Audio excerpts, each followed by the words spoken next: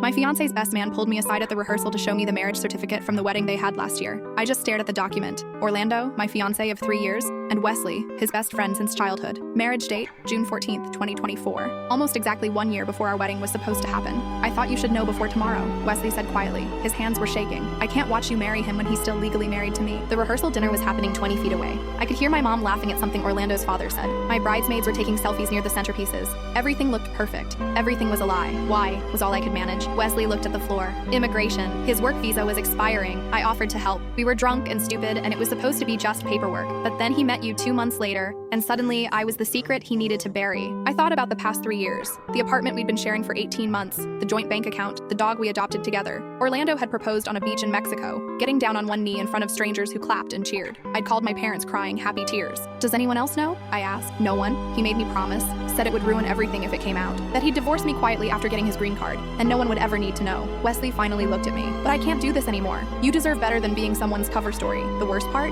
I wasn't even surprised. Not really. There had been signs. Weekend trips Orlando took alone. His phone always face down. The way he'd get defensive when I suggested we combine our finances completely. I'd ignored every red flag because I wanted the fairy tale. I walked back into the rehearsal dinner. Orlando was mid-toast, glass raised, talking about how lucky he was to have found his soulmate. Everyone was smiling. My dad had tears in his eyes. His speech continued about commitment and partnership and building a life together. Words that meant nothing coming from his mouth. I waited until he finished, let him kiss me while everyone cheered, let my bridesmaids coo and my grandmother dab at her eyes with her napkin. Then I pulled the marriage certificate from my purse and held it up. When were you planning to divorce Wesley? I said, loud enough for everyone to hear. Before or after you married me? The silence was deafening. Someone's fork clattered against a plate. Orlando's face drained of color. My mother dropped her wine glass. It shattered on the marble floor, red liquid spreading like blood. My aunt gasped. Orlando's mother clutched her pearls, literally. I can explain, Orlando stammered. Don't, I said. I turned to my parents. The wedding's off. I'll handle the cancellations tomorrow. To my bridesmaids, I'm sorry you bought those dresses. To Orlando's parents, who looked genuinely confused, your son is already married. To Wesley, for a green card. I walked out of that restaurant and kept walking. Wesley caught up with me 3 blocks later. I'm sorry, he said. I know I should have told you sooner. You should have, I agreed. But you told me when it mattered. We sat on a bench outside a closed bookstore. My wedding dress was hanging in my apartment waiting for tomorrow. The cake was already delivered.